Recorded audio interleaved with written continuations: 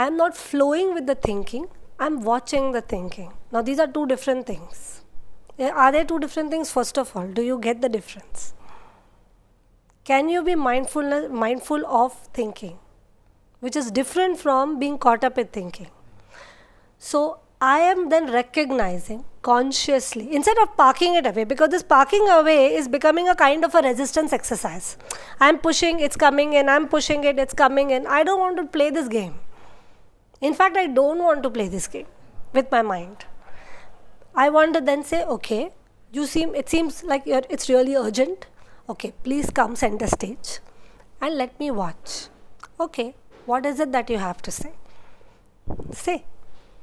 Then you notice the kind of stories the mind is making. How many are pertinent and how many are not become very clear to you. Otherwise, you are focusing on something. The mind is going on making stories about it.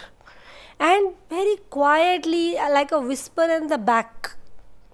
Whereas you are like, okay, let me focus on my work. Okay, let me read. Okay, let me bathe. No. It's speaking. Okay, I am here. Please come.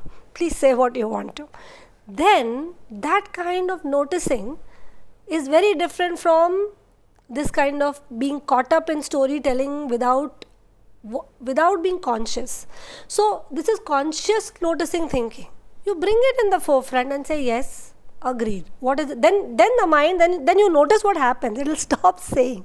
It will suddenly become conscious, and then it doesn't have too much to say, because it's almost like, it's been poking, whispering, and when you say, okay, speak loudly, then it's like, okay, I just had to say this much, and then nothing more. Usually that's the experience of mindful thinking.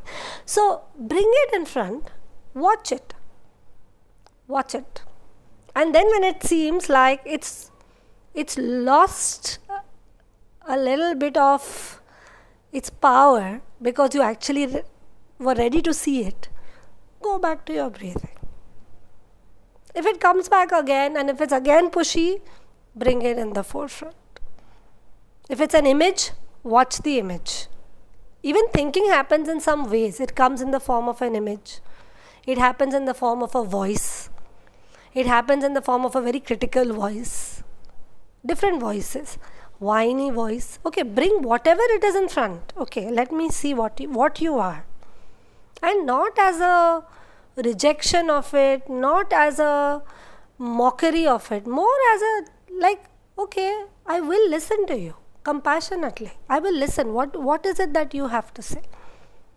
It's much better to do this than to let that voice go on behind, because that is non-stop, insidious and very disruptive, because it's not fully conscious. Does that help?